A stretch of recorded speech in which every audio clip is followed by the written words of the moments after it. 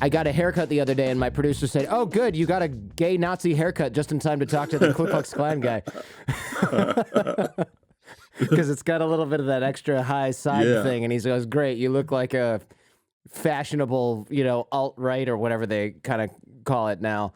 Yeah, you can go. It's the Richard Spencer cut. Mm-hmm.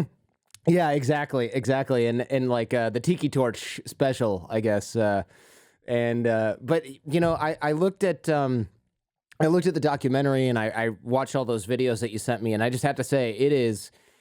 I've been wanting to do this for a long time. In the meantime, you've really like blown up big time, and I love to see that. I mean, it makes sense because who doesn't want to meet the man who's so goddamn charming that people leave the Ku Klux Klan to become friends with him? I mean, although technically they become friends with you before they leave the Klan, which is that's probably even the most interesting part, right? It's not that they come out and go, "Oh, I'm going to meet somebody who's open-minded to my past." I mean, you're the catalyst for them leaving. Well, I'm the impetus. I give them different ideas, that they can work out themselves. I don't want to tell anybody, "Hey, you need to get out of this. This is wrong, blah, blah, blah. Give me your robe." Oftentimes in the media, they'll say a black musician converts X number of KKK or white supremacists. No, I didn't convert anybody. I am the impetus for over 200 to make up their own minds to convert themselves, because I've given them reason to think about other things that make more sense than what they're currently doing. So over 200 have renounced their membership in part because of you. So does that count the chapters of the KKK that have sort of fallen apart and disintegrated because you've befriended their leadership, or is that just Exactly. like people? Okay, so that's because what people don't. I've heard some critics say, "Oh, well, one person at a time, that doesn't do anything," but that's not really how it works. I mean, if you're becoming friends with a Grand Dragon or an Imperial Wizard or these other higher ranks, there's dozens of people below them that go, "Well, if that guy that I looked up to for the last 15 years, if he's saying this is kind of horseshit and he's friends with Daryl Davis, what am I doing right now?" This is... Exactly. Simon Says. Right. So you got that. But also, I mean, some of the leaders, when they leave, they dissolve the group. So, it's done.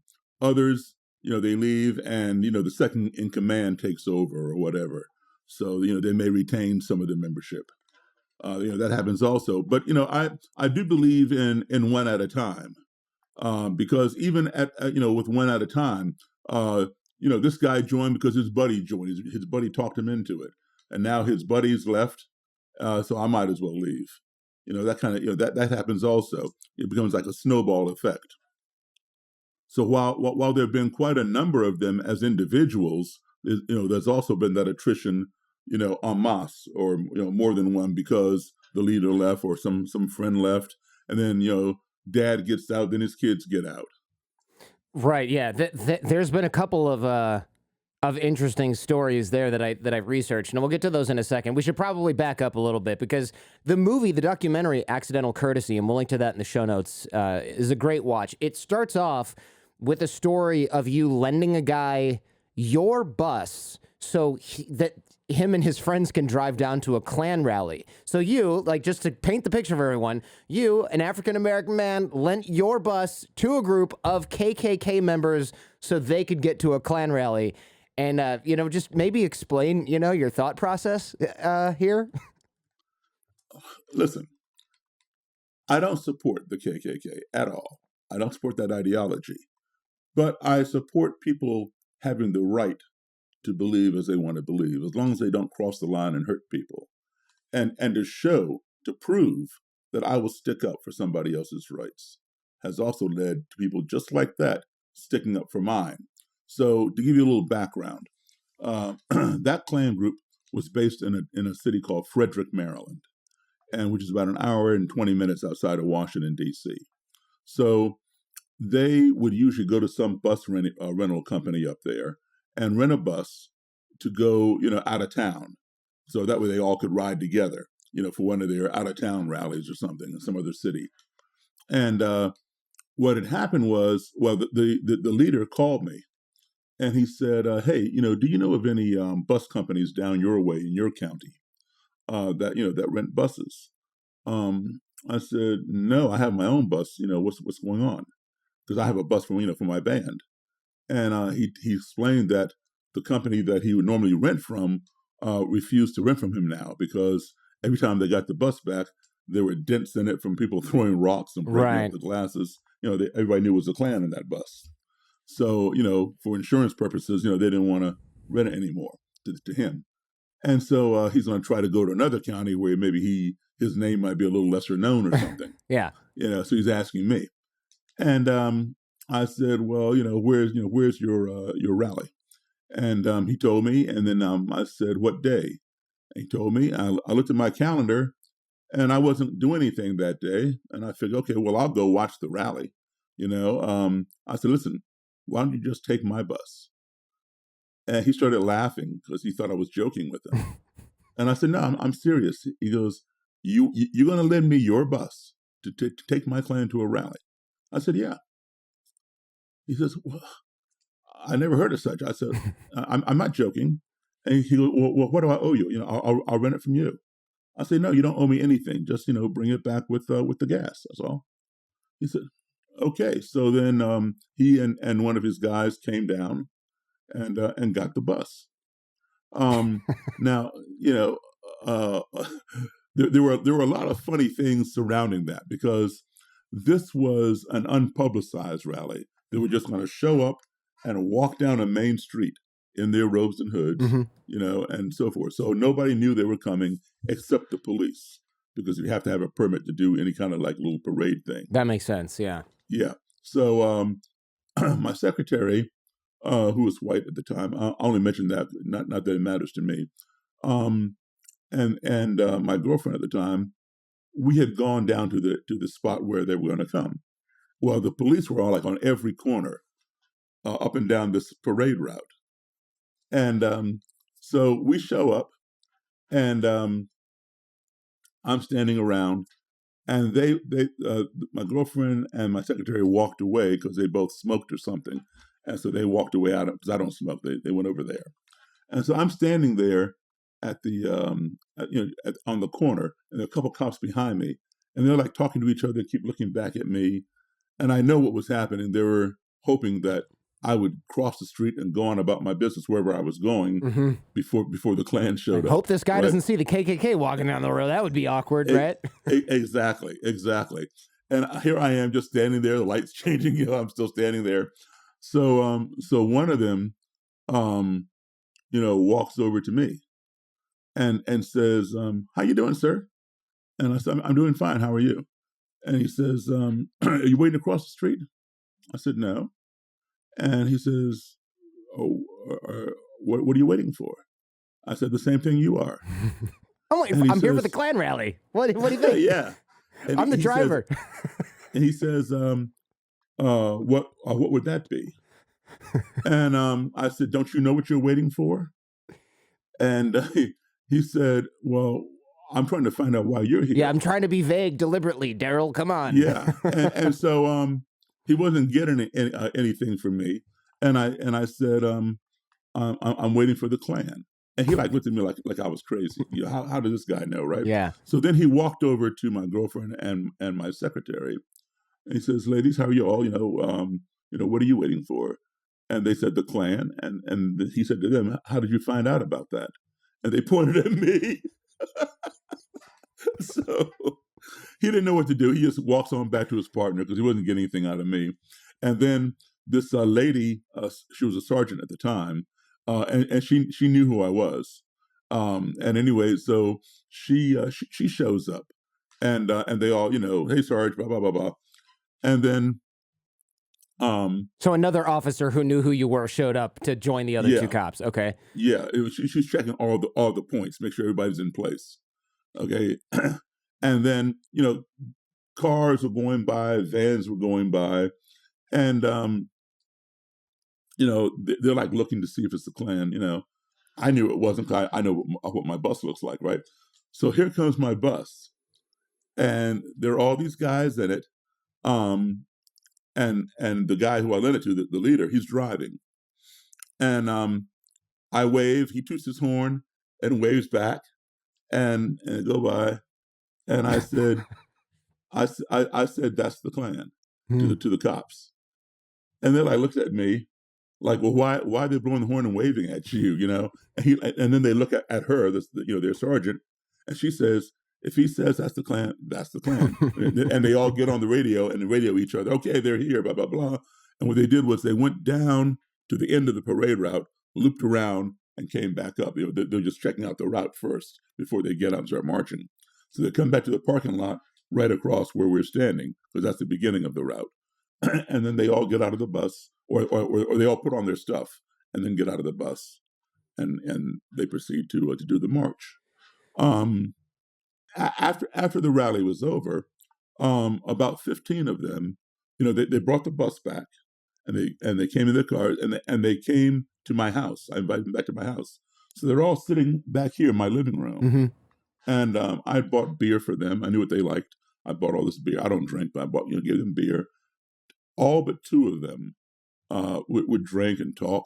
These two were like very quiet, very like this. You know, you could tell they were like out of their place, Mm-hmm. and they did Uncomfortable. not, very, very uncomfortable, and they did not understand why everybody else was so comfortable with me and why their leader allowed this. You know, they couldn't get their head around that. They didn't say anything to me other than, you want a beer? No, I'm good. That kind of thing. Mm-hmm. So I might poison them or something. Right. So anyway, they eventually quit the Klan shortly thereafter, and mysteriously, the leader began receiving hate mail. Sure. Mysteriously, The same kind of hate mail he used to send out to other people. He was now on the receiving end, probably from those two members and some others, who did not approve of him with me. Yeah. And so he and I have grown a lot closer. And each Klan group has a little newsletter they distribute to their members, just local activities of what's going on in the group, who got promoted, blah, blah, blah. So anyway, he had put one of his guys found from his Tennessee chapter. One of the guys down there had found a bus, an old school bus that was for sale, and he told the leader. So the leader looked at it, sent pictures, whatever, and decided they're going to buy it. So they bought the bus and drove it back up from Tennessee to Maryland. And in the newsletter, he wanted some of his members to contribute names that they could put in the marquee of the bus that identified who they were, but coded so only like-minded folks would know that's the Klan. That makes sense. I was going to say, that seems a little antithetical to wearing a hood to put your name up on a marquee, but whatever. Exactly. So he calls me and says, tell me what he's doing. And he asked me if I had any suggestions, to name the bus, right? So I mean, I'm telling you, the relationships are funny. So anyway, I said, well, let me think on it. And he had all kinds of different names, he didn't like and so forth. And I said, well, you know what? Because see, the Klan considers themselves to be a fraternity, right? Even though they have women in there, but also the name Ku Klux Klan is a combination of a Greek word and an Irish Scottish word. Kuklos, Kuklos, is the Greek word for circle. All right. And clan, Clan, is the Irish Scottish word for a close family or close friends. Like you would be the Harbinger clan. I'd be the Davis clan over in Scotland, Ireland, right? So what they did was, and the original Klan members who founded the organization, they were of Irish Scottish descent. So they took the Greek word Kuklos, they couldn't spell, they spelled it Kuklux instead of the S. And then they took the C out of the Klan and changed it to a K for uniformity, KKK. So it means circle of close friends or circle of family circle, all right? So given that they consider themselves to be a fraternity, and of course, Greeks were very big in fraternities. If you were in college, all the Greek fraternities. Yeah, the letters and everything. Yeah, exactly. And plus the name came from a Greek term. So I said, how about Tri Kappa? Tri, meaning three, Kappa, the Greek letter for K, Tri Kappa. Yeah. And he'd never been to college. He couldn't get the concept. Sure. I don't know, Daryl. That doesn't make any sense to me. Okay, oh well. So then they named it Special K. I said, you can't do that. It's like a drug. You cannot do that. Party drug. Well, actually, no. I mean, and yes, a cereal. It is, right.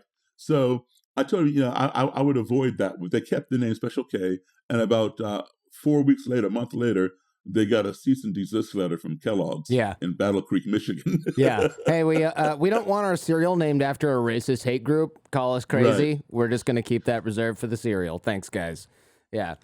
Well, the KKK making friends all over the place, right? I mean, what's another cease and desist letter? It's to a group like that. Although I guess they do want to stay on the right side of the law wherever they can, especially given their. But they also consider themselves the law.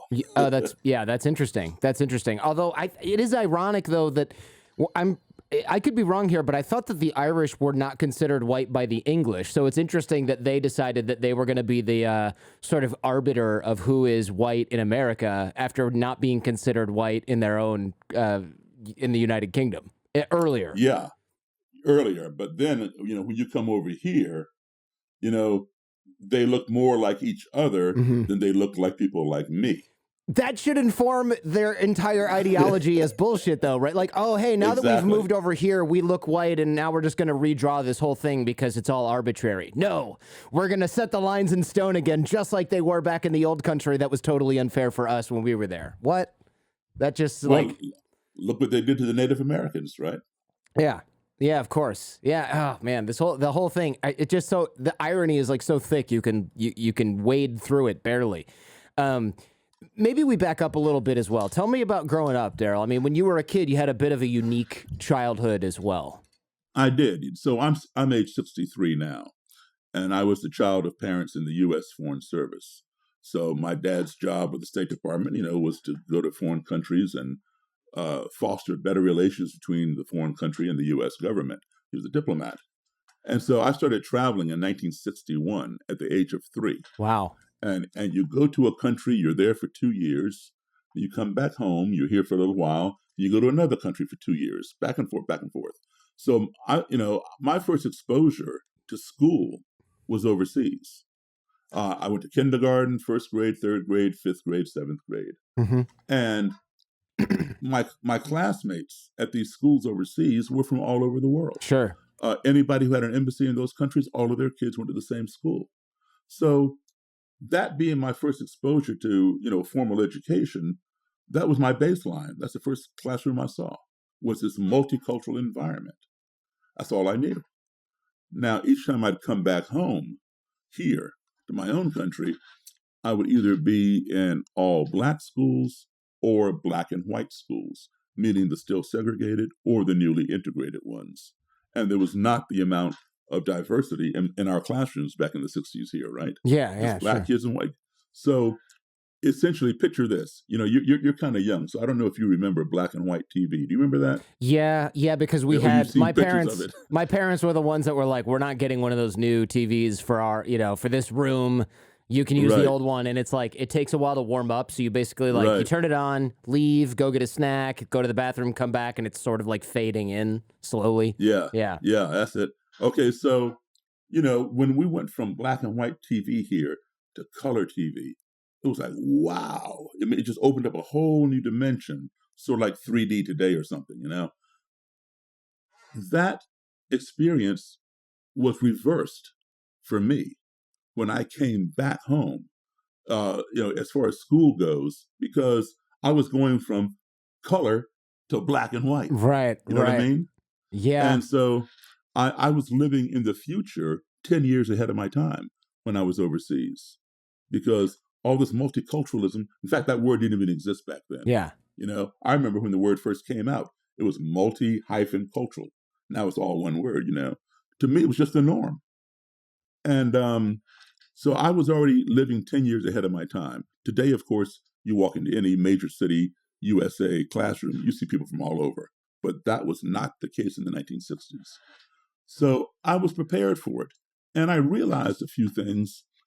When I would be back here and we would be in junior high school or grade school or whatever, in world history class, we would be studying the Mona Lisa, the Eiffel Tower, the Berlin Wall, the pyramids, the Sphinx, and all these other things.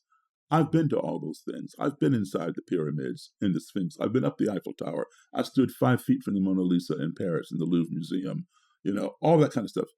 And I realized that most of the people sitting around me would never see those things other than the pictures in our textbooks, you know? So then I really began to appreciate the fact that I had traveled so much. It didn't make me better than anybody else by any means, but it gave me a broader perspective. And I even saw some things in the history books that weren't true. They were not accurate because I'd been there, and that's not what it was in the book, you know? What's an example of Um, that you remember to this day? There's got to be something. I'd have to think about it. But some of the context about people in certain countries and how they felt about their leaders or whatever. No, I lived in those countries. They didn't feel that way at all. You know, something like that. But Where did you I live really, when you were overseas? Where were you? Where was your dad stationed? Okay. We were stationed in Ethiopia, Ghana, Guinea, Senegal, Austria. He was stationed in Moscow, in Jamaica, just different places. That's but then, so awesome. That must have been incredible. But here's the thing: you're there for 2 years, and during those 2 years, you get home leave, and you get R&R, rest and recuperation.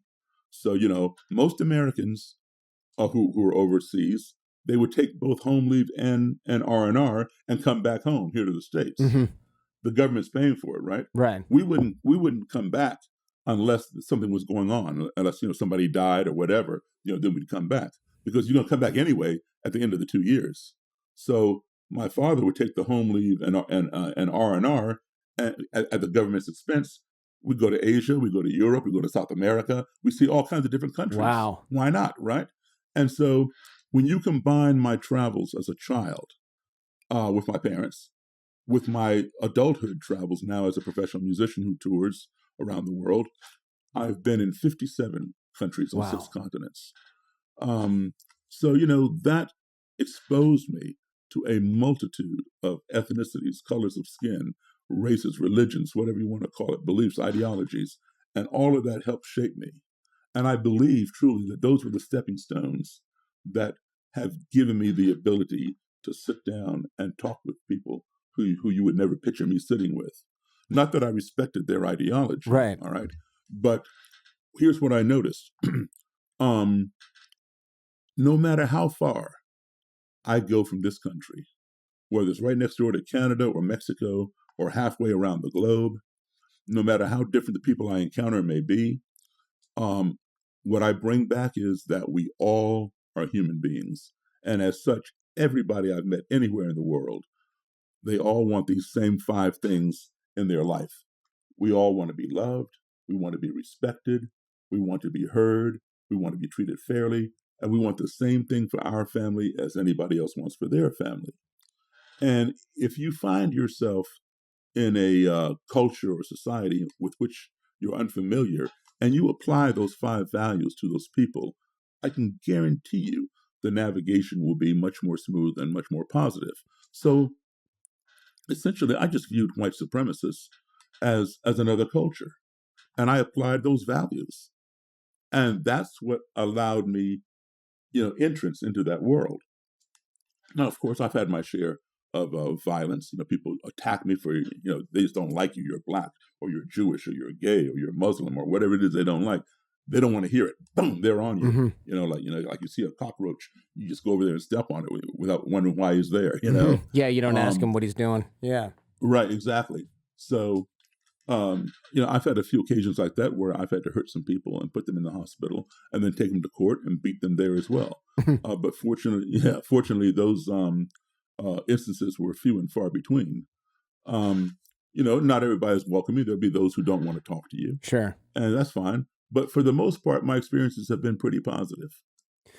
I'm hung up on this. What was it like in Moscow in the 1960s, 70s, whatever? I mean, there couldn't have even been that many black diplomats from the United States or the West in general during that time. I mean, they must have. I assume people thought your dad was and you were from Africa at that in those years in those countries. Well, my dad was there, and I stayed here with my mom. And then we went over to visit with them. Okay, gotcha. And then, they were together. They weren't divorced or anything like that. Right. But I stayed here for high school and all that kind of stuff. So in the 70s, now let me give you a little bit of history on my dad. My dad was one of the first black Secret Service agents in this country.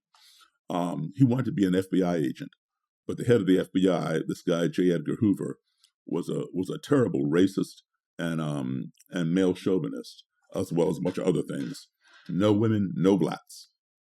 And so my dad went to the Secret Service.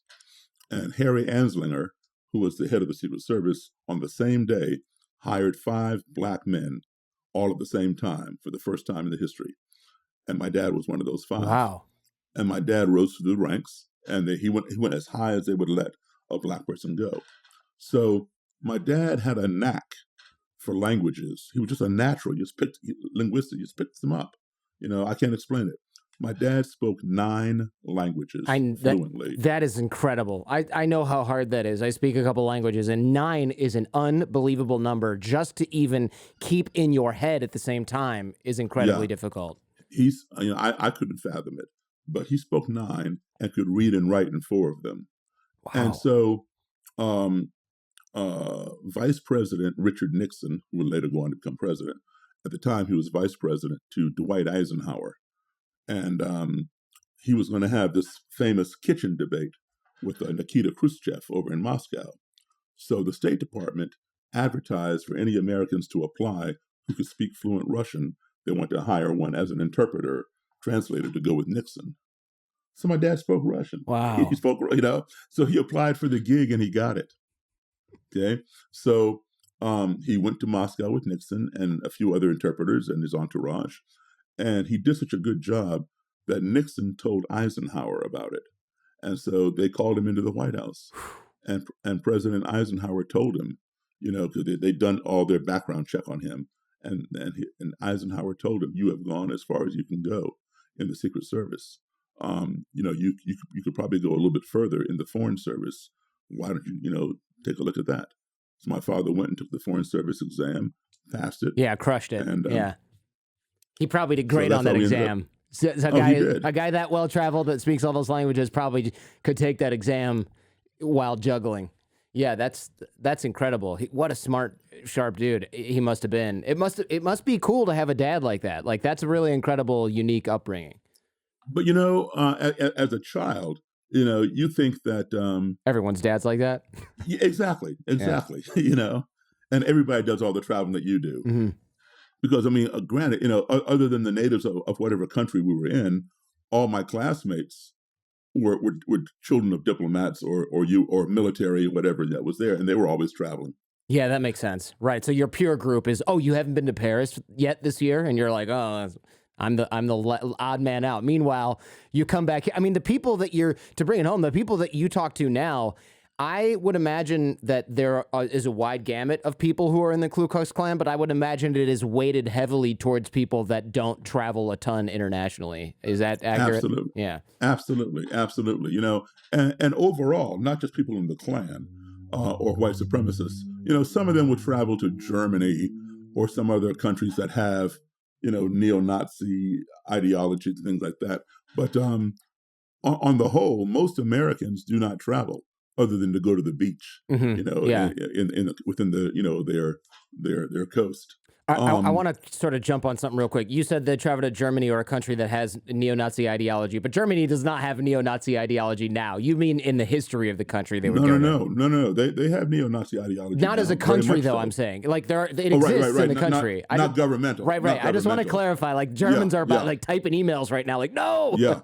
What are you doing? No! Right, exactly. Yeah. Exactly, no. Yeah, the government has forbidden any of that stuff. Yeah. Okay, yeah. But there's still right-wing, subversive groups in that country. And here, now, get this.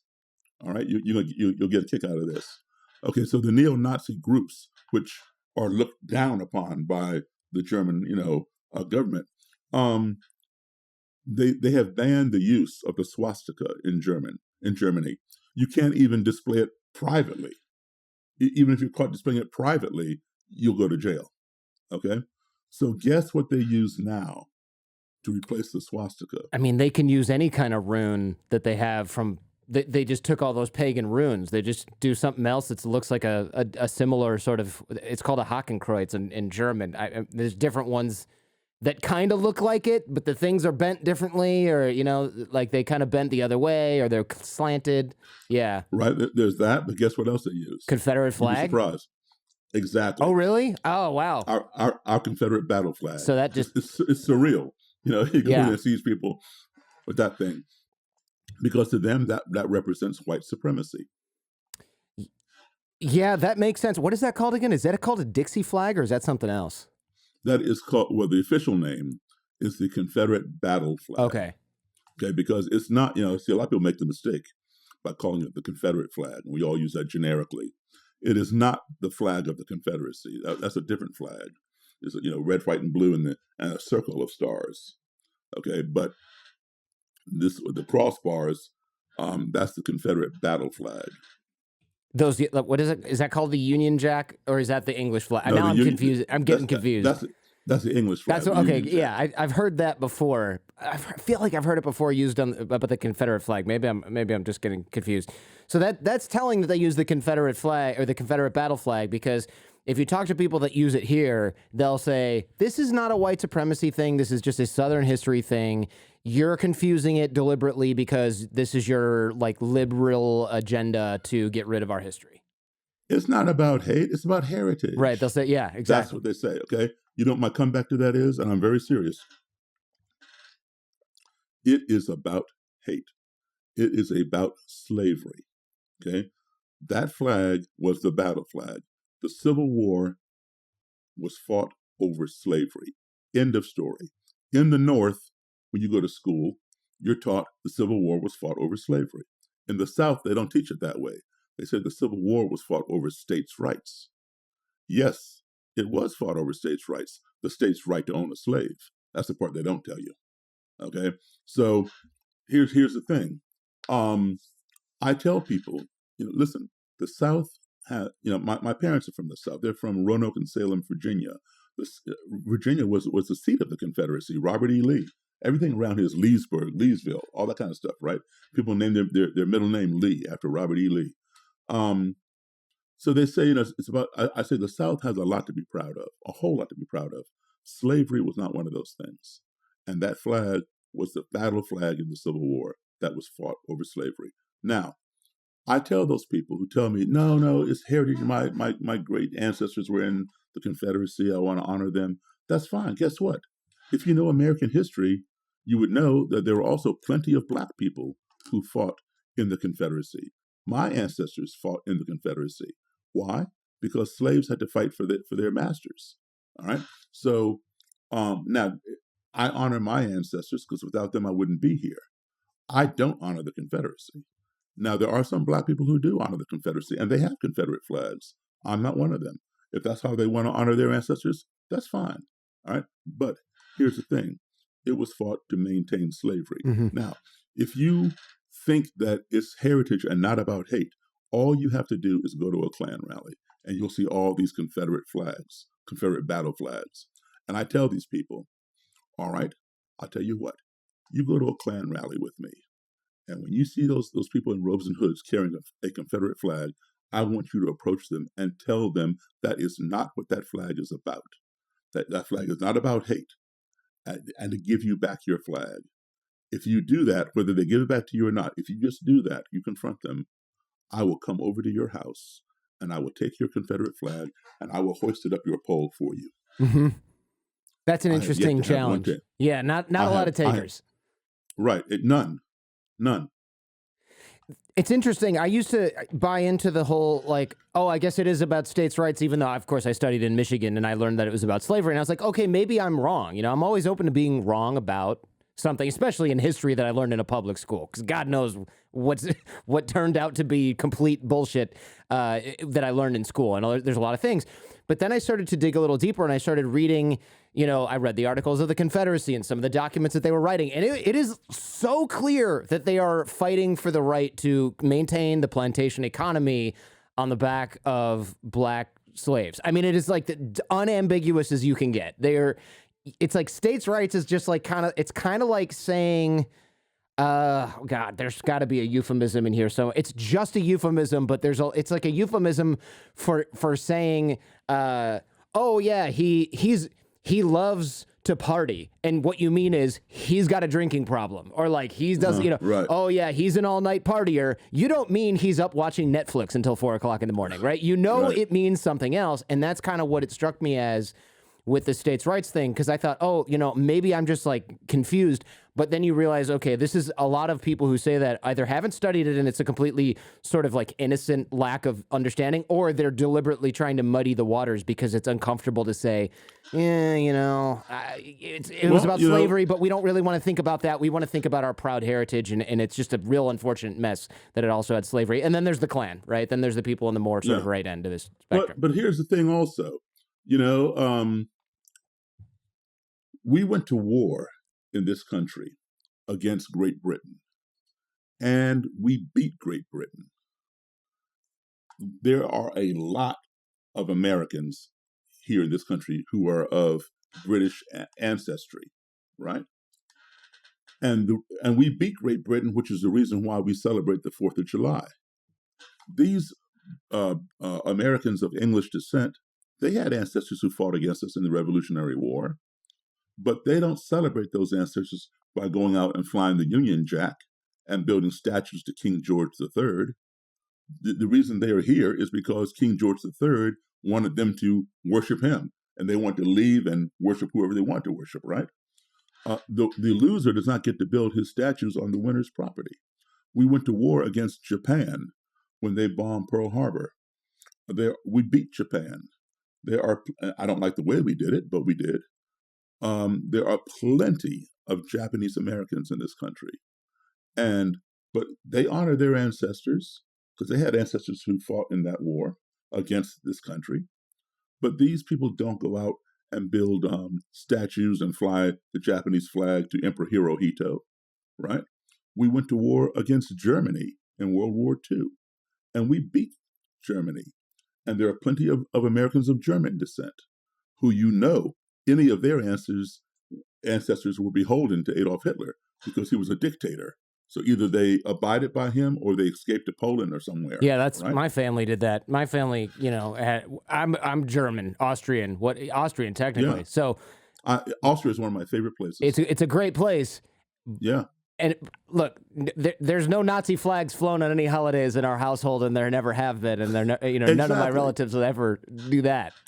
Exactly, and guess what? A lot of these people don't even know that Hitler was Austrian. They think he was German. That's right.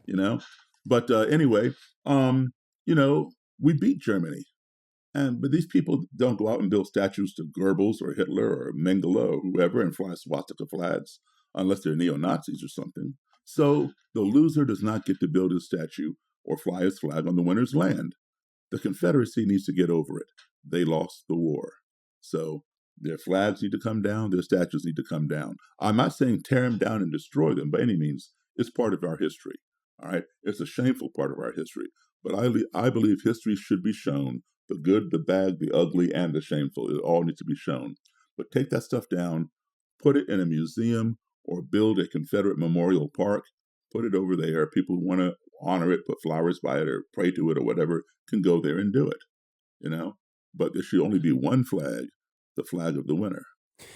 Tell me about the first time you'd experienced racism, because this is kind of a unique way to find out about it, I suppose, as a young man, as a child. Okay, so one of the times we came back from overseas was 1968. I was age 10. And I went to school in a place called Belmont, Massachusetts, which is a suburb of Boston. Belmont borders up against Cambridge and Lexington, Concord, right there.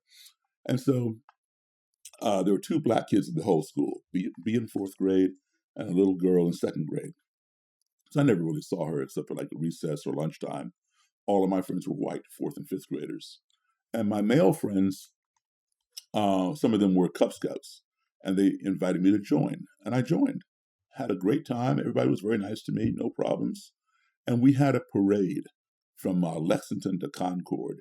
The Girl Scouts, Boy Scouts, Cub Scouts, Brownies, 4-H Club, whatever, to commemorate the ride of Paul Revere.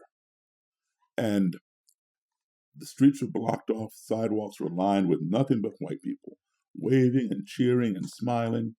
And we got to a certain point in the route, when suddenly I'm getting, hit upside the head with soda pop bottles, soda pop cans, debris from the street, things like that, by just a small group of maybe 4 or 5 people mixed in with a larger crowd of white people. I remember it being a couple kids, maybe a year or so older than me, and a couple of adults who were throwing things. Now, it came from my right side. They were over here on the sidewalk. And my first thought was, oh, these people over here, they don't like the Scouts. Right. That's how naive I was, right? I never had anything like that happen to me. And it wasn't until just, moments later, all my troop leaders, den mother, cub master, troop leader, all came running and covered me with their bodies and like escorted me out of the danger. So now I'm looking around, nobody else is getting this treatment except for me.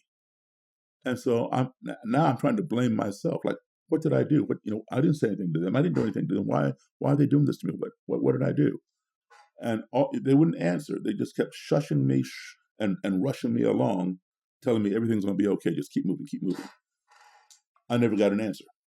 So at the end of the parade, I went home, and my mother and father, who were not in attendance, they're looking at me and cleaning me up, putting alcohol and mercurochrome and Band-Aids on me, and asking me, how did I fall down? How did I trip and fall down and get all scraped up?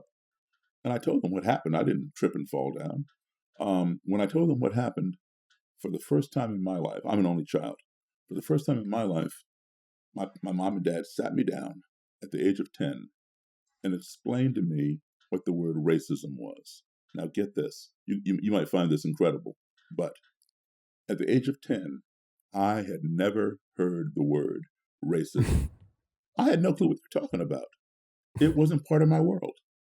I had no reason to know what it was. And when they told me this, literally, I did not believe them. I thought they were lying to me. Like, that can't be right. That's too stupid and ridiculous. Yeah, Why would anybody exactly. think like that? Yeah. Exactly.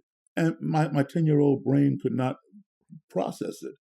And to reinforce what I'm thinking was the fact that the people who were doing this to me, they looked just like my friends at school. They were just as white. Or overseas, my fellow Americans from the embassy, or my little French or Swedish or German or Austrian friends. So it had nothing to do with skin color. My parents are wrong. That doesn't happen. Because if that happens with them, why wouldn't it happen with my other white friends? It just made no sense. And of course, racism doesn't make any sense. So I didn't believe him. Well, between a month and a half to 2 months later, that same year, 1968, on April the 4th, Martin Luther King was assassinated.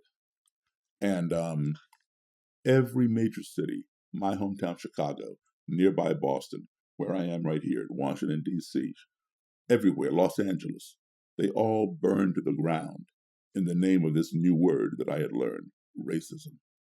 So then I understood my parents had not lied to me. This phenomenon exists, but I did not understand why it existed. Okay, I accept that it does, but why? So I formed a question at that age 10, which was, how can you hate me when you don't even know me? And I've been looking for the answer to that question for 53 years. So who better to ask than someone who would go so far as to join an organization with over 100-year history of practicing hating people who don't look like them or believe as they believe. So that's where that led to. So how did you meet your first Klan member face to face? I mean, well, on friendly terms, anyways, or at least peaceful terms. I'm sure you came across them accidentally before without the handshake involved.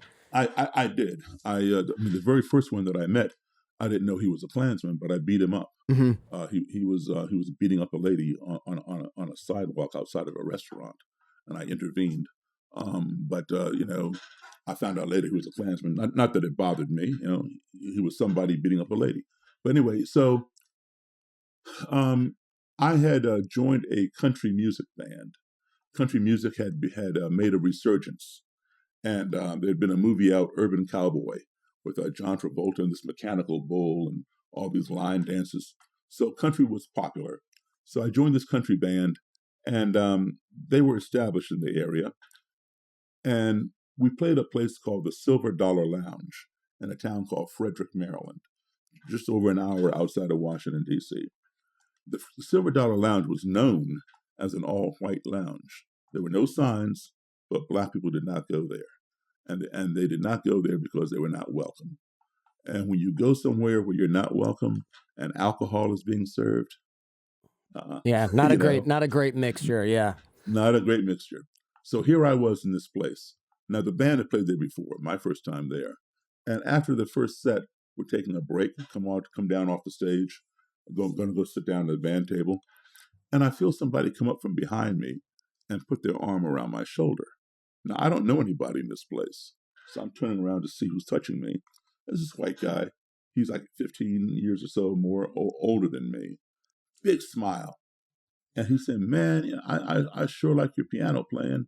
I thanked him, shook his hand, and he says, this is the first time I ever heard a black man play piano like Jerry Lee Lewis. And now I was not offended, but I was surprised because this guy is older than me. He should have known the black origin of Jerry Lee Lewis's style. And I said, well, Jerry Lee learned to play it just from the same place I did, from black blues and boogie-woogie piano players. That's where rock and roll and rockabilly evolved. Well, he was incredulous. He did not believe that. Jerry Lee invented that. He'd never seen a black guy play piano like that. So I guess he never saw Little Richard or Fats Domino. Well, same style. I guess if you never go to a bar and don't let black people in your bar, then maybe you haven't seen that. Yeah. But that's your fault. That's a you problem at that point, right? Exactly. So he didn't believe that. And I told him, I said, listen, man, I know him. He's a friend of mine. He's told me himself. He didn't believe that either. But he was so fascinated, he wanted me to come back to his table and let him buy me a drink. So I don't drink, but I went back to his table and I ordered a cranberry juice. He pays the waitress. He takes his glass, he clinks my glass and cheers me. And then he says, this is the first time I ever sat down and had a drink with a black man. And he's telling me all this. And I was like completely baffled. Like, how can this be? Mm-hmm. I was baffled because at that point in my life, I had sat down with thousands of white people, had a meal, a beverage, a conversation. How is it that this guy had never done that? And so innocently, I asked him, I said, why? And he didn't answer me. He looked down at the tabletop. I asked him again. His buddy elbowed him and said, tell him. I'm like, tell me. He says, I'm a member of the Ku Klux Klan. Man, I burst out laughing. Like, this guy's not for real, man. What's wrong with this man? And I'm trying to rationalize what he's telling me. Mm-hmm. And so in my mind, I'm thinking, okay, he thought I was BSing him about knowing Jerry Lee Lewis and Jerry Lee learned from black people. And so he's going to BS me. Right, he's pulling my leg. Yeah, like, come on. Exactly. Yeah. And so while I'm laughing, he goes inside his pocket, pulls out his wallet, and hands me his Klan membership card. I recognize the Klan insignia, which is a red circle with a white cross and a red blood drop in the center of the cross. And this thing was for real, man. I'm like, whoa. I stopped laughing. It wasn't funny anymore, and I gave it back to him. And now I'm wondering in my mind, why am I sitting here with a Klansman? What's going on here? But this guy was very, very friendly and very curious about me. And so we talked a lot. And he gave me his phone number and wanted me to call him whenever I was to return to this bar with this band, because he wanted to bring his friends, the Klansmen and Klanswomen, to see the black guy who plays like Jerry Lee. That must have been kind of an interesting. You're like, do I want to call the guy to have him bring a bunch of Klansmen over to the bar while I'm playing? Like, there must have been a part that's like, is that a good idea for me to do that? Well, I figure, if they were as friendly as he was, they wouldn't pose any problem. And so I said, okay. And so I call him every 6 weeks. When the band was on a rotation there, I call him on a Wednesday or Thursday and say, hey, man, we're down at the Silver Dollar Friday and Saturday. Come on out. He'd come out both nights. And he'd bring Klansmen and Klanswomen.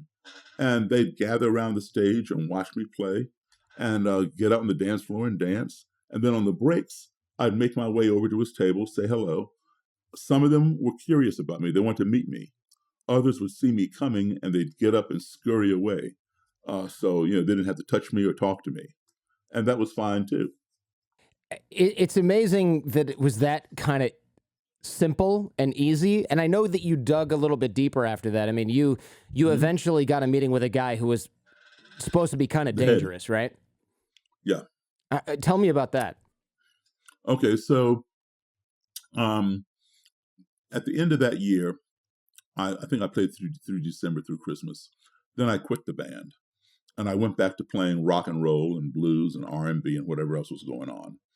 And so I lost track of the guy. You know, it wasn't like I was going to stay in contact with the KKK. Well, sometime later, it dawned on me, hey, Daryl, you didn't realize it, but the answer to your question, how can you hate me when you don't even know me, that's been plaguing you since the age of 10, it fell right into your lap. Who better to ask that question of than somebody in the KKK? You know, get back in contact with that guy. And so I was going to do that. I decided I'm going to write a book because I have tons of books on the Klan and all kinds of white supremacy, black supremacy, all that ideology. I have tons of books on it. No book had been written by a black author on the KKK from the perspective of in-person interviews. So I decided I'm going to do that. I'm going to get back in contact with that guy. Well, then my mom passed away. And so I put things off for a couple of years. And then I finally got into it. So long story short, I did get in contact with him. And he did not want to turn me on to the Klan leader. I knew who the leader was, but I didn't know him personally. And he said, no, I can't do that. You know, I'll get in trouble. And he didn't want to get in trouble. He didn't want me to get in trouble. He really liked me. And I said, well, listen, give me the guy's address and phone number. He didn't want to do that, but I finally persuaded him to do it. And he did it on the condition that I not tell this guy where I got his personal information. I said, okay. And he warned me, he said, Daryl, do not fool with Roger Kelly. That's the guy's name. He says, Roger Kelly will kill you. You know, I said, well, that's the whole reason I need to talk to him. I want to talk about this. Why would he do that just because of the color of my skin? It makes no sense. This is what I need to understand. So he warned me again, but he gave me the number and, you know, implored me not to tell Mr. Kelly where I got his information. And so that's where that started. So then I decided, okay, my secretary is white. And I only mention that, not that I care, but it's because it's an integral It's part of the story, yeah. Yeah. I could have called Mr. Kelly myself. I'm the one who had the phone number. But I thought if I called him, he might recognize in my voice that I'm black. Mm-hmm. Say, I'm not talking to you. Click. You know, the whole project would have ended before it ever got started. So I told her, Mary, I said, listen, call this guy, Roger Kelly. I said, do not tell him that I'm black unless he asks. If he asks, don't lie to him, but don't give him reason to ask. Tell him that you're working for your boss who's writing a book on the Klan. Would he consent to sitting down and giving me an interview? She said, okay. Now, see, back then, nobody in the Klan knew who I was. Mm-hmm. Right, I was more involved in music. So anyway, she called, and he did not ask what color I was, and he agreed to do the interview. So we arranged to meet at this motel, and Mary and I got there super early. I mean, several hours early. And I gave her some money and sent her down the hall to get some soda pop out of the vending machine, put it in the ice bucket, get it cold, so I could be hospitable and offer my guests, a cold drink. I had no idea what this man was going to do when he saw me. Would he attack me? Would he say, I'm not talking to you and walk away? Or would he come in the room and do the interview? But in any event, I knew what I was going to do. I was going to be hospitable. So, she got the soda, put it in the ice bucket, filled it with ice, and we waited. And right on time, at 5:15 on a Sunday afternoon, there was a knock on the door. So now the room is situated where you cannot see who's in the room from the doorway. You got to come in the room and turn around the corner, and then you see the room laid out. So I'm sitting in the most obscure corner of the room at this little lamp table thing. I taken the lamp off. I had a black bag by my chair. I pulled a cassette recorder out of there, set it on the table. In the bag, I had some blank cassettes and a copy of the Bible, because the Klan claims to be a Christian organization, and they say that the Bible preaches racial separation. Now, I've never seen it in there, so I want to be able to say, hey, please show me chapter and verse where it says that. So I'm all prepared, right? Knock, knock, knock. Mary hops up and runs around the corner, opens the door. In walks this Klan bodyguard, and he's in military camouflage, that red circle, white cross, blood drop patch right there, the letters KKK here, and Knights of the Ku Klux Klan embroidered on his cap. So he's not like undercover at all. He's just repping. Yeah, and he's got a semi-automatic in his sidearm on his holster. He comes in. Mr. Kelly is in a dark blue suit and tie walking right behind him. And this guy turns the corner and sees me and just freezes. He just stops short. Well, Mr. Kelly did not realize that his bodyguard had stopped short. So he slammed into his back and knocked him forward. So now they both were like stumbling around. It was like, it was a comedy. It was like a Laurel and Hardy thing. And I'm just sitting at the table, like, looking at them. And I could see in their faces all the apprehension. They're like looking all around, regaining their balance. And I could read their faces. Their faces were saying, did the desk clerk give us the wrong room number? Yeah. Or is this an ambush? So I realized that. I stood up and I went like this. I displayed my hands to show I had nothing in them. And I walked towards them and I put my right hand out. I said, hi, Mr. Kelly, I'm Daryl Davis. And he shook my hand. And the bodyguard shook my hand. So far, so good, right? Come on in, please, have a seat. Mr. Kelly sat down and the bodyguard stood at attention on his right side. And before I could sit down, he wanted some ID. So I gave him some ID. And then I sat down and, we began talking. And every time he would make some biblical reference or the cassette ran out of tape, I'd reach down to get the Bible or get a fresh cassette. Whenever I'd reach down, the bodyguard would reach up, to his gun. And, he never drew it, but he put his hand on the butt, on the handle. And I understood that because that's his job. He does not know me. He does not know what's in my bag. His job is to protect his boss. So he's doing what he has to do. I got that. So I was fine with that. And this went on every time I went in and out of the bag for a while. Why did he want your ID? I mean, who cares? Well, here's what happened. So he asked me if I had any ID. And so I gave him my driver's license. And then he looks at it. He goes, oh, you live on such and such street in Silver Spring. That had me concerned. Yeah, it's like a subtle threat. Like, oh, now I know where you live. Yeah, exactly. So I'm thinking, okay, is he going to come by and, burn across my Would yard? Would he grow up next door to where you live or something? Probably. No. But, it had me concerned. But I did not want to let him know, that I was concerned. So I said, yes, Mr. Kelly, that is where I live. And you live at. And I named his house number in his street. Okay. That way he knew I knew where he lived too, Right? right? So now I'm leveling the playing field. I did not realize it that day. But the reason why he made note of my street was because one of his members lives right down the road here. Oh. He's no longer there. He's in prison now. Oh. But so Mr. Kelly would have to drive down my street, which runs through two neighborhoods, to see this guy. And so it was just pure coincidence. But I had no way of knowing that. I didn't even know the guy lived down there, So I found that out much later. Anyway, so the bodyguard kept reaching, for his gun. Well, after a while, he relaxed. He realized there was no threat in the bag. I went in and out. He didn't do anything but just stand there. Well, about a little over an hour maybe into this interview, Mr. Kelly and I were just talking casually, and there was a very quick, sudden, short noise that came out of nowhere, like a that was it. But because it happened so out of nowhere, we all jumped. And I came up out of my seat. I was ready to dive across that table and attack. I feared for my life. And when you fear for now, why do I fear for my life?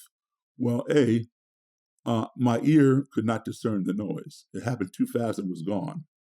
I'm sitting in the room with the head of the Klan from my state. I'm Black. I've already been told by one of his members that he would kill me. So I got all that going on in my head. And so you go into survival mode. And in survival mode, you can only do basically one of four things. Some people just think, they pass out because the fear is so great their brain cannot process it and it shuts down and you fall out. I don't do that. Other people, their muscles will tighten up and they'll start shaking and they can't move. They're constricted. That's called paralysis by fear. They can't move. You can be hitting them, whatever. They won't even be deflecting the blows. I don't freeze up like that. Another thing people will do is to run away. When you get scared, you run away. That is the best option. And that's the option that I would have chosen had it been available to me. But you cannot outrun a bullet in a motel room. Right, yeah. So the last option was to do a preemptive strike. Get them before they get you.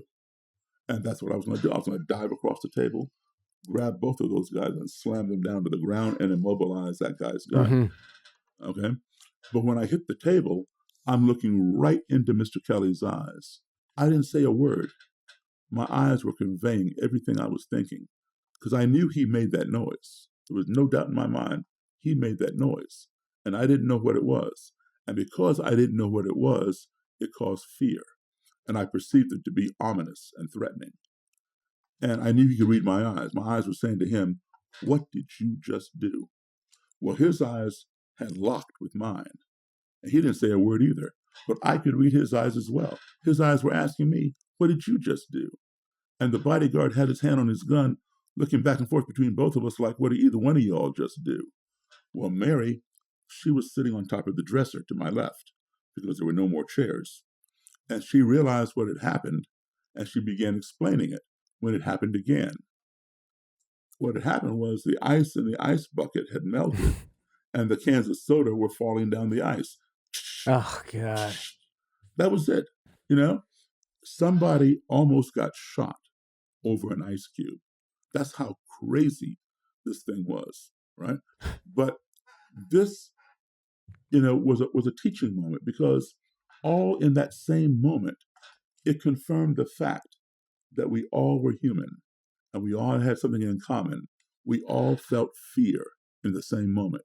He didn't know what it was. He thought I did it. So did the bodyguard, right? I didn't know what it was. I thought he did it. We both feared one another because of something that we didn't even know about. We were ignorant to it, right? And at the same time, in that same moment, when Mary explained it, when the fear was addressed and gone, we all began laughing I bet. laughing I about can it. imagine the tension had to get diffused somehow after all Yeah, that. and we were laughing at our ignorance. So this is a very important lesson that I think needs to be taught in every classroom anywhere USA. Um, all because some foreign, underline, circle, highlight the word foreign, entity of which we were ignorant, being the bucket of ice cans of soda, had entered into our little comfort zone via the noise that it made, we became fearful and accusatory of each other. Ignorance breeds fear. If we do not keep that fear in check and address it, it will escalate to hatred because we hate the things that frighten us. Then, if we don't address the hatred and keep it in check, it will escalate into anger and breed destruction. We want to destroy the things that we hate. Why? Because they frighten us. But guess what? They may have been harmless and we were simply ignorant. We saw that whole chain almost unravel to completion. Had the Nighthawk, the bodyguard, shot me or my secretary, or had I jumped across the table and hurt one of them. It stopped just short of that, fortunately. You did see exactly what I'm talking about 4 years ago, August 12th, 2017, in Charlottesville, Virginia, where at that big supremacist rally. On that day, there was a lot of ignorance in Charlottesville. There was a lot of fear, which escalated to hatred, which culminated in destruction when a white supremacist got inside his vehicle and tried to murder as many people as he could by driving full force into the crowd. He succeeded in injuring 20 people and murdering one young lady named Heather Heyer. Ignorance breeds fear, fear breeds hatred breeds destruction. And this is universal. When I speak to little kids, like in elementary school, middle school, things like that, and I'm talking about this kind of thing. Of course, I tamp it down a lot, for that age level. But I'll give you an example of something. But this is a perfect example. I'm in a classroom. I'm standing at the top of the classroom. Here, these little kids are sitting in their little desks. 5 rows of them, and I'll be talking casually, and then suddenly out of the blue, say, "Hey, there's a snake under your chair." And I'll point down between some kids' feet. And just at my suggestion and pointing that there's a snake under somebody's chair, not only does that person scream, kids 5 rows back scream, right? And then they realize there's no snake there, and they all start laughing. And I asked them, I said, why'd you all scream? "Oh, I hate snakes. I'm afraid of snakes." Well, there's your hatred. There's your fear. Why do you hate snakes? Well, they're slimy. They're poisonous. Well, there's your ignorance. snakes are not slimy at all. They're dry, and not all snakes are poisonous. So, you're making assumptions. That's the ignorance, right? So I said, okay, well, there was no snake under your chair, obviously. However, let's just pretend that there really was a snake under your chair. What would you want me to do about it? You know what they say? Kill it. There's your destruction. Ignorance, fear, hatred, destruction. Kill it. And these are coming from little kids, pre-teenage. So, that's something that we have to address in this country. Learn how to deal with things that we don't understand. I mean, we can be cautious. I understand that, self-preservation and stuff, but let's not always seek to destroy. A missed opportunity for dialogue is a missed opportunity for conflict resolution. I'm a firm believer in that. Nothing gets resolved without talking about it. When I was a kid overseas, I was probably 6 years old, 5 or 6. I remember the occasion. I don't remember the age, but the American ambassador would always do things at his residence in line with American traditions, like Easter egg hunts and all that kind of stuff for the kids at the embassy. And so my parents were taking me to an Easter egg hunt at his house, and a bunch of kids there were coming up the driveway, and there was a kid who I didn't recognize, older kid, standing at the top of the driveway, and he had something white on his arm. And when he moved around, his arm didn't move. And I'd never seen anything like this. I didn't know what was wrong with his arm.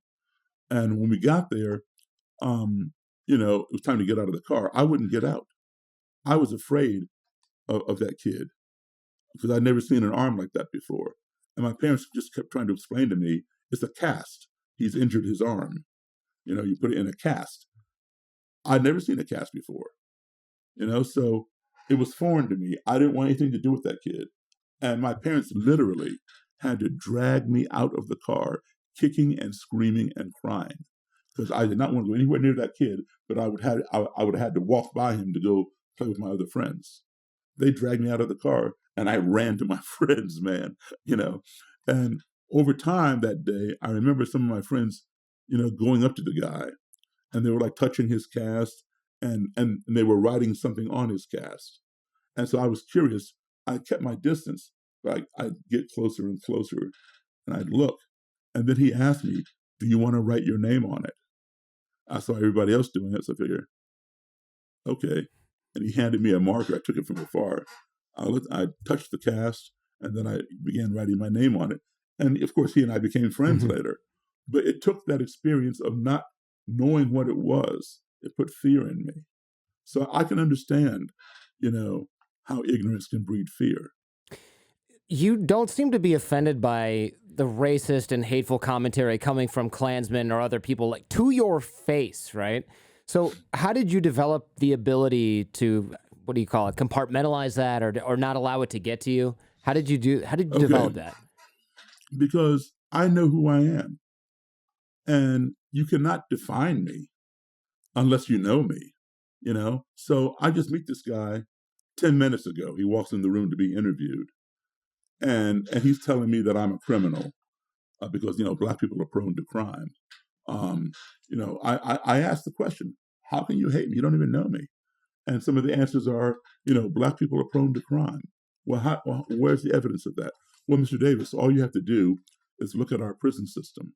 There are more Black people in prison than white people. What he's telling me is true as a fact. All right. So the data shows that. But he's not looking at the reason why there are more Blacks in prison.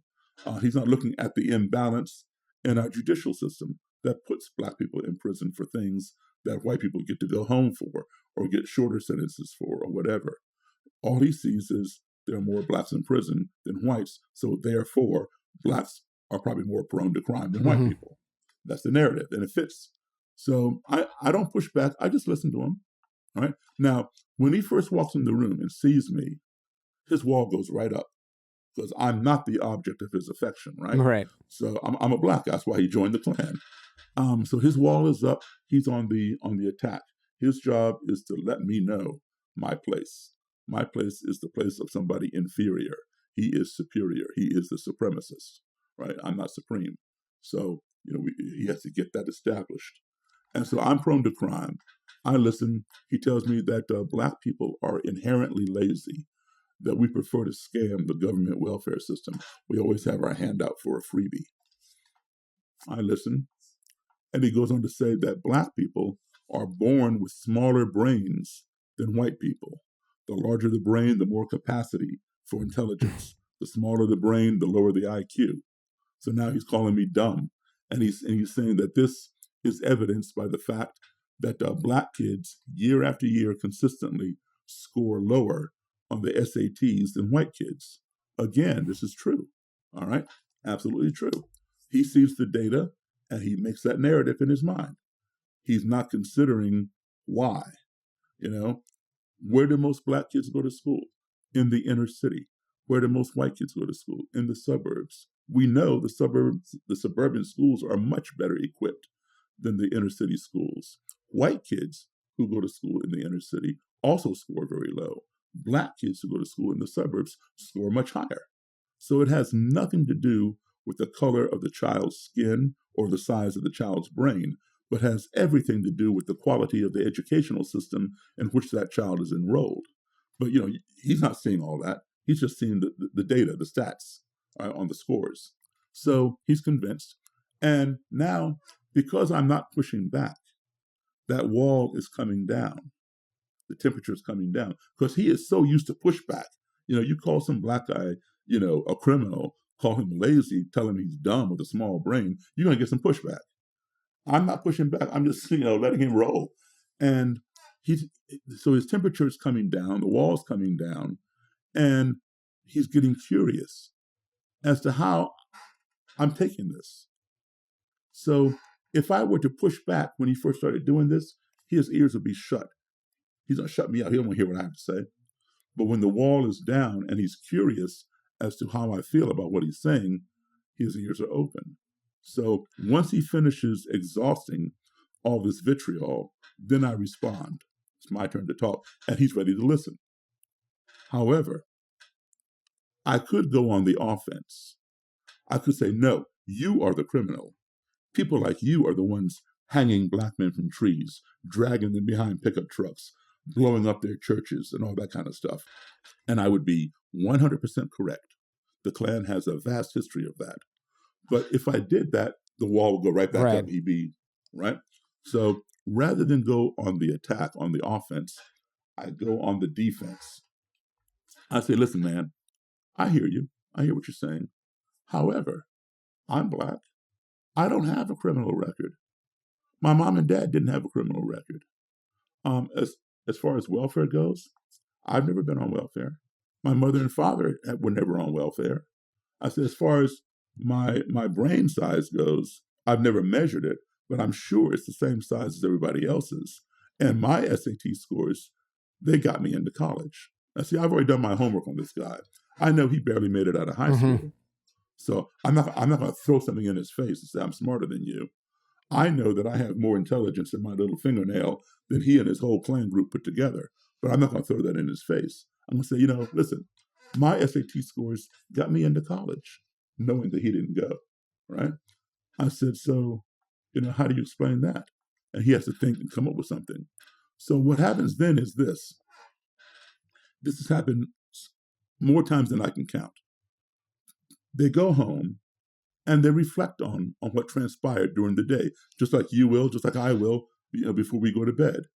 And he thinks, man, I just had a 3-hour conversation with a black guy, and we didn't come to blows, and what that guy said about such and such, it makes sense. Or what he said about whatever is true. And then they're confused because they realize the truth came from a black person, which does not compute properly. So they begin having a cognitive dissonance, which turns into a dilemma. Do I believe what that Daryl guy said? Should I disregard his skin color and believe the truth and change my ideological path, or should I look at his skin color and continue living a lie, even though I know what he said was true. That's a struggle for them. And in most cases, they will follow the truth, and they will, not overnight, but they'll change over time. Others will go to their grave being hateful, violent, and racist. But you always want to know who you are before you go into one of these situations. I'm not going to let somebody who just met me 10 minutes ago define me as a criminal and whatever else.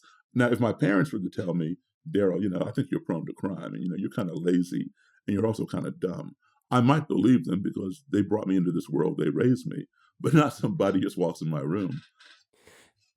People give you their robes, or have been giving you their robes when they leave the Klan. This is so interesting, right? It's a bit like trophies, but the people changing their minds and getting out is the real reward, I assume. Yeah, absolutely. Where do you keep those? I mean, I'm just imagining walking into your house and there's like this huge room with Klan robes all over the place, and it's like, wait, Daryl, this is your living room? I have one right here. Can I see it? Which I'll show you. Yeah, absolutely. I keep a couple of them inside a closet. But the vast majority I keep locked up off site. that makes sense. Yeah.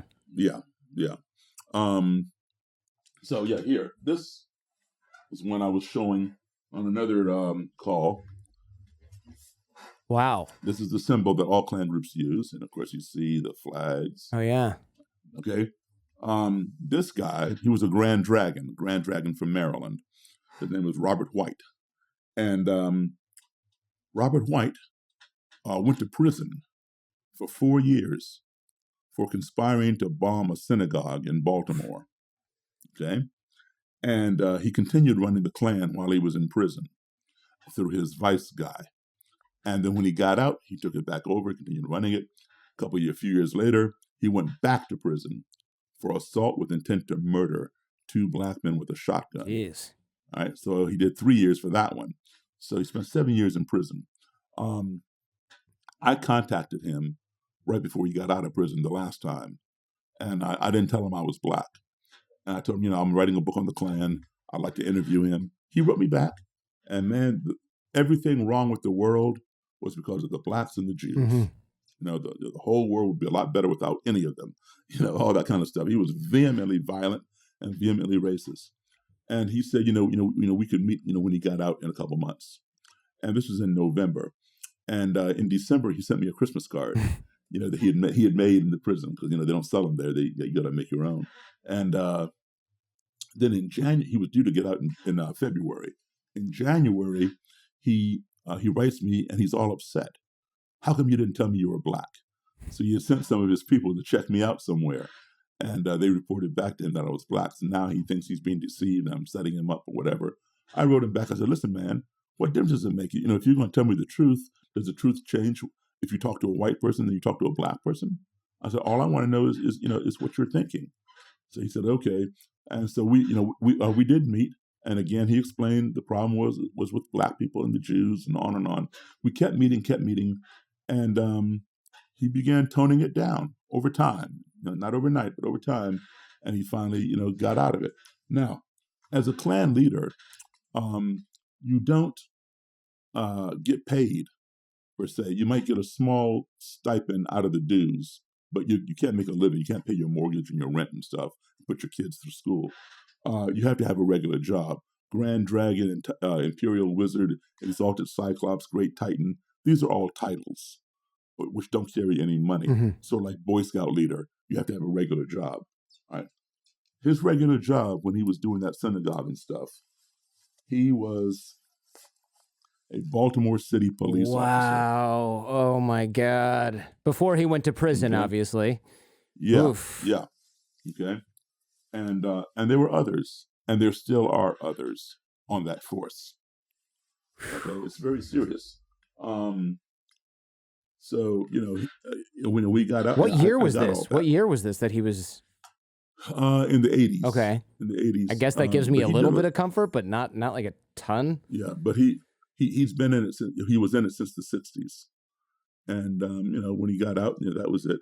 He had the uniform and the robe and some other things that he gave me. Wow. He and I became the best of friends. How do people even get into the Klan these days? I mean, I assume recruiting is slowed down quite a bit. Well, recruiting. They're always trying to recruit, but now there's a lot of competition. There's so many other groups. When I first started this stuff, it was just the Klan, some neo-Nazi groups, some white power skinheads, and today you got the Klan, the neo-Nazis, the white power skinheads, the alt-right, the Oath Keepers, the Proud Boys, the Boogaloo Boys, the Three Percenters, Church of the Creator, all these other ones. And they're all, trying to recruit because what's happening, Jordan, is this. This is what the media does not talk about, but this is what's happening in this country. Let me give you some background first. This country was built on a two-tier society, white supremacy at the top and slavery at the bottom. That's what built this country. And as we progress through the decades, we progress like this.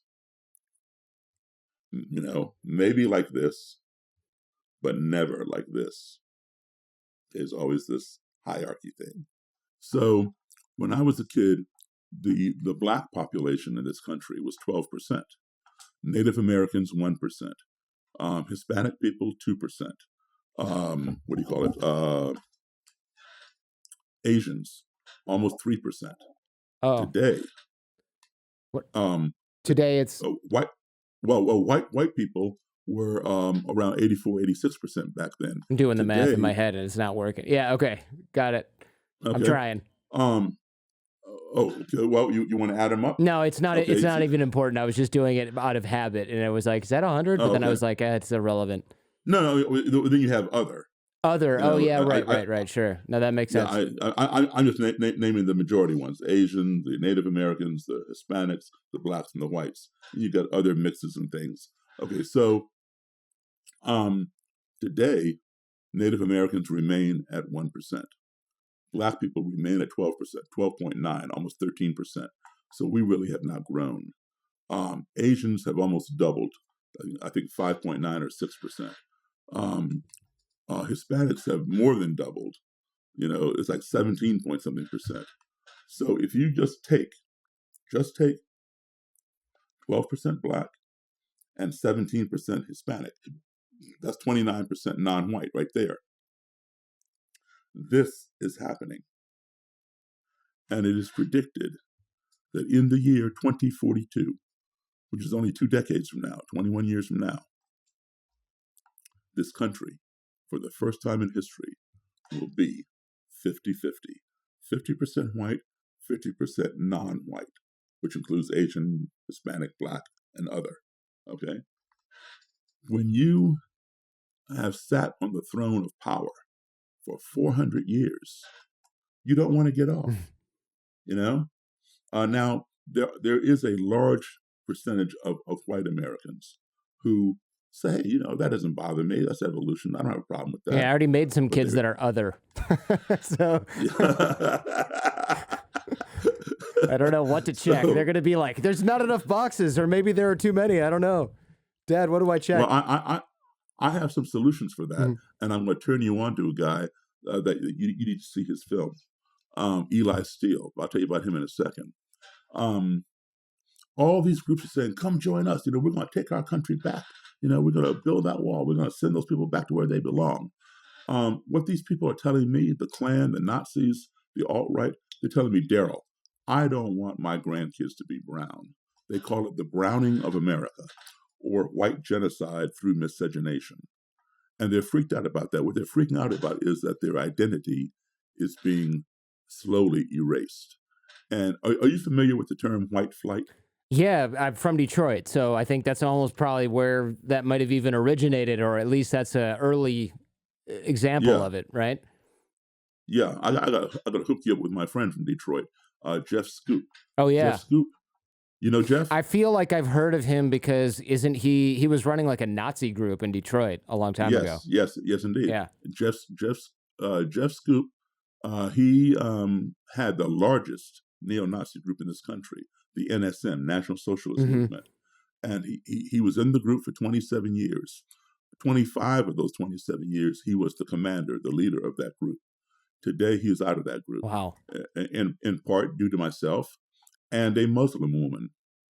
And today he works very hard with his organization, Beyond Barriers, to help de-radicalize others in that movement and help prevent young people from joining these movements. He's a great guy to talk to, very, very good friend of mine. But anyway, back to white flight. It barely exists today because anywhere you go now, the landscape has changed colors so much. Anywhere you go, there's already somebody there who doesn't look like you. Yeah. Where are you going to fly to? So, yeah, exactly. Exactly. Where are you going to fly to now? That airline doesn't go there. So people are freaking out about their identity being erased. And so they're running and joining these groups that promise to take the country back and send those people back to where they belong or get rid of them. And so when they go and join these groups and the group fails to take the country back, some of them get frustrated and they say, you know what? If the Klan can't do it or the neo-Nazis can't do it, I'll do it myself. And that's when they go off solo and they go by themselves into a black church in Charleston, South Carolina, and shoot and murder 9 black people conducting Bible study. Or they go to the Tree of Life Synagogue in Pittsburgh and murder 11 Jews. Or the Walmart in El Paso. Or the Sikh Indian temple in Oak Creek, Wisconsin. These are called lone wolves. And as we get closer and closer to this milestone, unfortunately, we're going to see more and more of these lone wolves in this country, which is why they need to be addressed now. We have intelligence groups, organizations in this country that have operatives that can infiltrate some of these groups and gather intelligence and report it back. They join, they fit the profile, they join as a member or whatever, and foil some of these plots. For example, a few months ago, you will recall the group in Michigan that was going to kidnap and murder the governor. Oh, yeah. Right? We already had intelligence operatives in that group posing as one of those people, which is how we got that intelligence and foiled that plot. However, while we have the ability to infiltrate some of these groups, there is no ability to infiltrate a lone wolf. That's only one person. How do you get inside one person? You can't. So this is why, we need to address this problem now. These people are becoming unhinged. That's what that insurrection was all about at the Capitol, just 20 minutes from where I'm sitting right now. When you see somebody walking through the Capitol with the Confederate battle flag and a Camp Auschwitz T-shirt on, you know what it's about. Mm-hmm. It's not about tax reform, or socializing healthcare or something. It's about something else. Yeah. And so, I saw that guy. That's when people are willing to sort of wear these T-shirts or sweatshirts that say these blatant slogans. I mean, they're not hiding it at all. And I think it's unfortunately it's almost behind like the laughter curtain where you go, look at this guy. He's got like 3 teeth, wearing a stupid T-shirt he probably made in his basement. He looks like he hasn't showered in a week. So we don't think that guy's dangerous. We just think that guy is such an inbred idiot, But we don't look at the fact that he's got 8,000 rounds of ammunition in his basement for the race war or whatever. Exactly. RAHOWA, as it's called. RAHOWA. RAHOWA. I never heard that. It stands for, that's the term for the race war. It stands for a racial holy war. RAHOWA. RAHOWA. Got it. Okay. Okay. So, if you remember back in the 80s maybe, when Russia invaded Afghanistan with their tanks and everything, and these people were taking sticks and stones and throwing them at the tanks. But we were laughing. Mm-hmm. What are they going to accomplish throwing a rock at a tank or a stick at a tank? We laughed. Well, guess what? Some years later. Yeah, those Soviets, they rolled right on out of there after a while. Yeah. Well, they rolled out of there after a while, but those same people who are throwing sticks and rocks at tanks are the same people who took down our 2 tallest buildings and put a hole in the Pentagon. So that's the same analogy as your person, guy who doesn't look like he's had a shower for a week and he's inbred and whatever else. He's got 8,000 rounds of ammunition, as he put it. Yeah. This is not to be laughed at. It's to be taken seriously. Yeah, it definitely should scare us. I mean, we see this now. We hear the talk all the time. People are shouting it from the rooftops. A lot of these groups are, and we're ignoring it. which is at our own peril, of course. I thought it was interesting, though, in the documentary, the people that seemed to be the hardest on you and, frankly, the most disrespectful, refusing to shake your hand, yelling at you, flying off the handle, not letting you talk, were actually these black activists. And I wonder what you make of Mm-hmm. that. They were really hard on you in the documentary. Yeah. Well, let me address a couple things. One, they didn't know me, and they didn't really know my background or understand it, and didn't want to at the time. Okay, they hated me more than a white person because I looked like them, and they felt that I was a race trader, an Uncle Tom, an Oreo. I was selling out, and I should be spending more time working with them, uplifting the Black community, than, as they put it, sitting down with my Klan buddies or my Klan friends and hanging out, all that kind of stuff. They don't realize the importance of dialogue and communication. A white Klansman would, let's say a Klansman saw you out with a black girl. Mm-hmm. Maybe you're married to one or you're dating one or whatever. They would hate you more than her because you are of the supreme race and you have lowered yourself. You have defiled yourself to be out with that thing. That's the mentality. So you are a disgrace to your race. That's how they felt about me. All right. If I were to open up a book or a magazine and I saw a picture of some black guy shaking hands with a guy in a robe and a hood, I'd have a visceral reaction. But I would turn the page and read the story to find out why this is happening. Oh, I get it. Yeah, wow, that's pretty cool. They jump to a conclusion, don't turn the page, make their own narrative, and that's it. Mm-hmm. Right? Yeah. So a year later, they reached out to me, and we got together for dinner, and we sat down and we talked. And they had seen me on interviews, they'd seen different things, and they were beginning to get it, and we agreed to work together because what they do is important, what I do is important, but the important thing is that we coordinate with each other. They're working in the systemic racism world. I'm working with individuals, but it all has to be done. Racism is a multifaceted thing. There's no one shoe fits all, right? You all do what you do best, and so we agreed to work together, and we started to do that. Then about a year or so ago, the older guy, he fell off the wagon again, and reverted back to the same mentality that you saw in the film, unfortunately. But it happens. I would imagine you've seen some serious Klan craziness, right? I mean, they burn crosses and things like that on people's lawns, but I know they also do that like in private, and it's probably two different rituals, right? Yeah. Okay. Let me give that to you. When they take a 5 or 10-foot cross and put it on your lawn and set it a flame, that is called a cross burning, and that is a threat. It's meant to intimidate you. The message is, we know who you are. Cease and desist. Move out. Or the next time we come, we mean business. That is a warning. We know who you are. You're a black family in a white neighborhood. You're a gay couple. You are a Jew in a Gentile neighborhood. Whatever the case, you're gay. Whatever it is, they don't like. They're warning you. We know who you are. Stop. Move out. Or we're coming back and we're probably going to do something to your house. All right. When they have their rallies, they have a 20 or 30-foot cross. Both crosses are wrapped in burlap. The burlap has been soaked in what they call Klan cologne, which is actually diesel fuel, kerosene. Yeah, and they set it aflame. When they do this at the rally, it's a ceremonial thing, and they're all in their robes and hoods. And what happens, I've seen this many times, they have their torches, Klansmen and Klanswomen. They make a big, wide circle around this tall cross. They got these torches that are on fire. And they move around the cross clockwise, and then one of the leaders, the Grand Dragon or the Imperial Wizard, will say, "Klansmen, halt!" and they'll all stop. Klansmen, face the cross, and they all turn in. And then he'll say, "For my country," and they all repeat, "For my country," and they bow.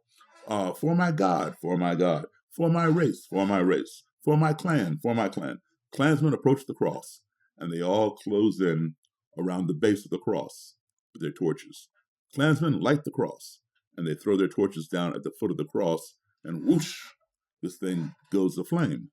and then they give some speeches and all that kind of stuff, and then they have condiments, and that's the end of the rally. Wow. So that's a cross lighting and a cross burning. What is it like standing there as a black man in a Klan rally and they're lighting a cross on fire? I mean, surely, yes, you're friends with some of the people there, but there's got to be some guys that are like, what are you doing? What's this guy doing here? Yeah. I mean, it can't all be sort of a warm welcome, right? Right, absolutely. But it's kind of surreal. It's kind of surreal. Yeah, to say the least, yeah. But when you are invited by the Grand Dragon or the Imperial Wizard, the top hierarchy, even though some of the subordinates don't like you, don't want you there, they will not do anything to you because they know better. Because if the higher up invited you, it's hands off. What sort of well, I don't know. You probably wouldn't even share I mean, you got to respect their stuff. If you find something out that they don't want to share publicly, you probably don't break their trust, right? Like they got to have some secret rituals and stuff that you know of that you don't share. That's got to be kind of in fact, a real funny story. This is okay. Let me give you the hierarchy. Mm-hmm. All right. First of all, today there is no such thing as the Ku Klux Klan.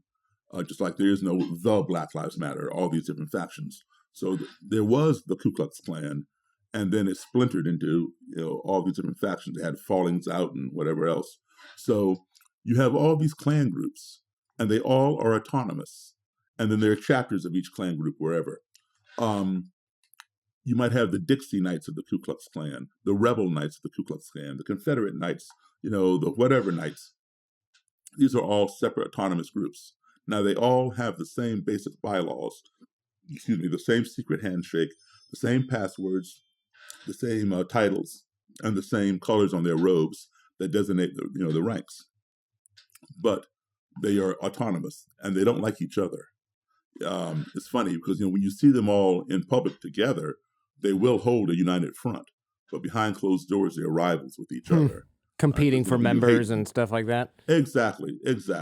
And what happens is some guy is a third grade dropout pumping gas at the gas station, and he's vicious and so forth, and rampant racist. He moves up the ranks to Grand Dragon or Imperial Wizard, whatever. And next thing you know, he was driving some 20-year-old beat up Chevrolet, and now he's driving a Cadillac.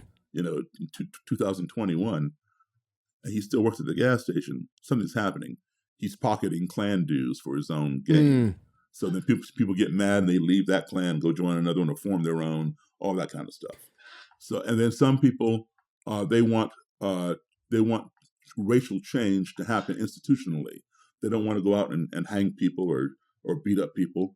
They want to have their members run for public office, county commissioner, sheriff, things like that.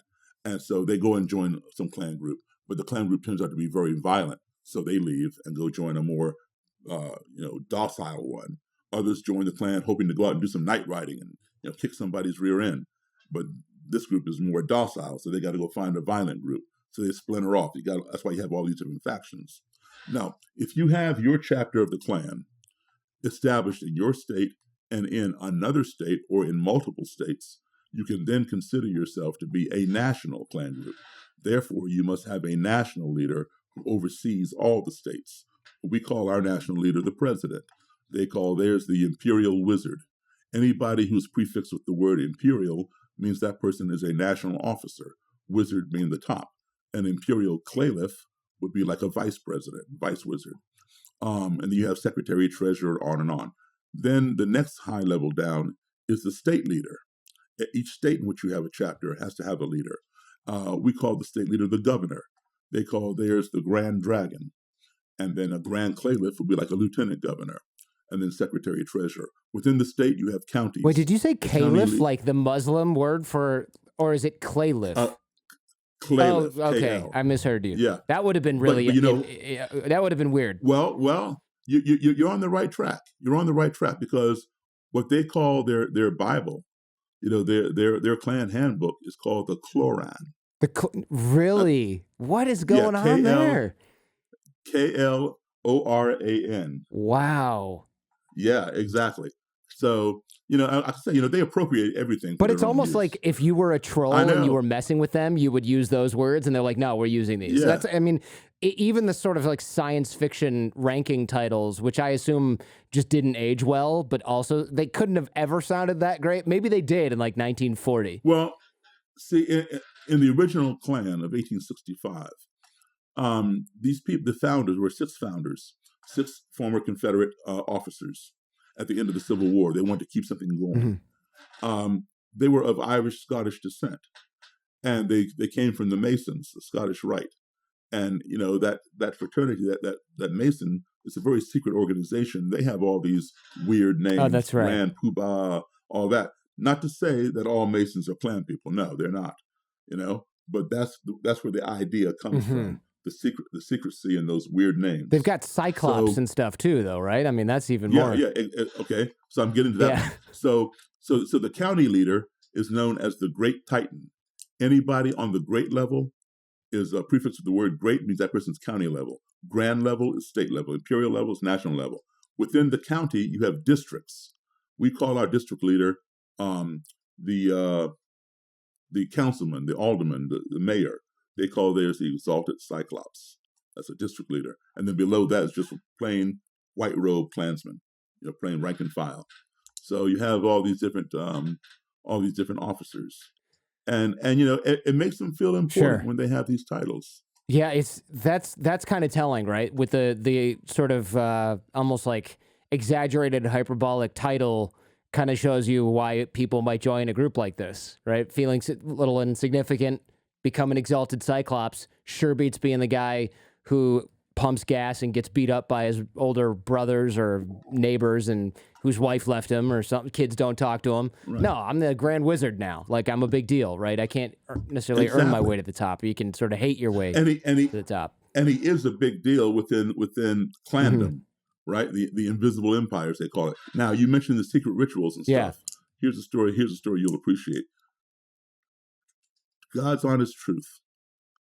This exalted Cyclops, right, district leader, he's getting promoted from exalted Cyclops to Great Titan, which means he's going to be the head of the county, like we would call a county manager or a county executive. He was very lazy, and he did not study his clan craft, because you got to take a test and go through a ritual, and then get appointed to this position. He was lazy. He didn't study up on it. And so the test, the thing was, the rites were going to be done on the weekend.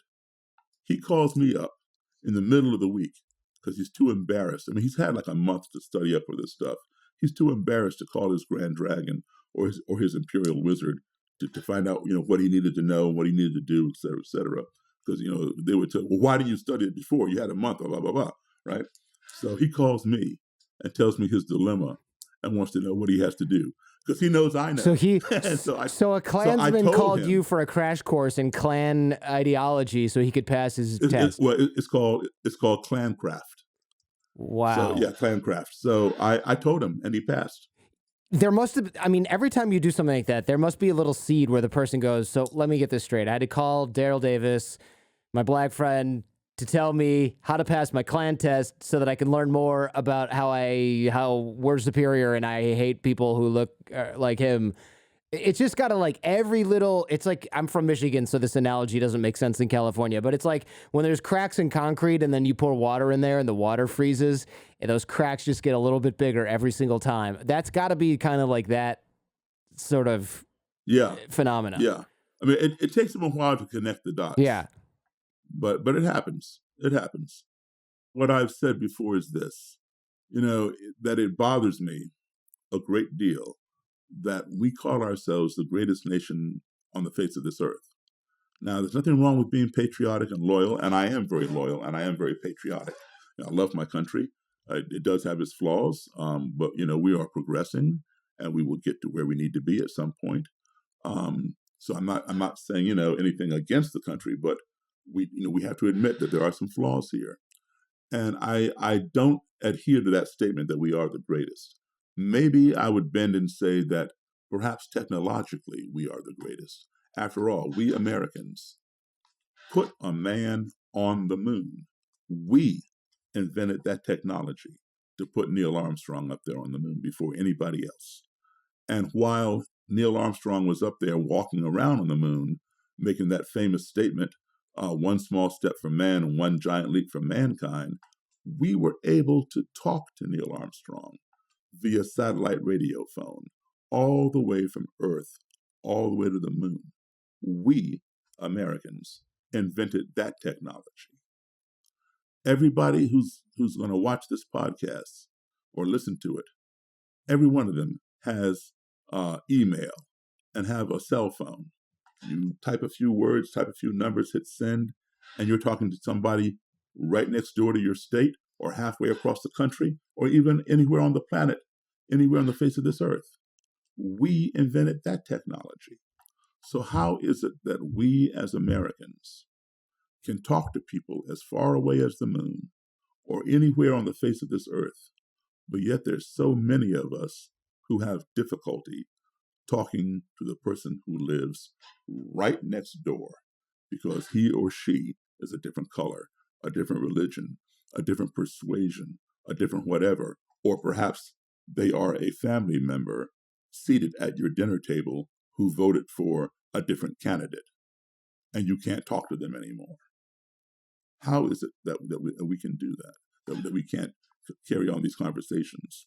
It seems to me that before we can call ourselves the greatest nation on the face of this earth, our ideology needs to catch up to our technology. And when we get both of those up there, then we can truly brag about how great we are. Because listen, this is the 21st century. This racist nonsense does not belong in any century, let alone the 21st. We are living in space age times, but there's still too many of us thinking with Stone Age minds.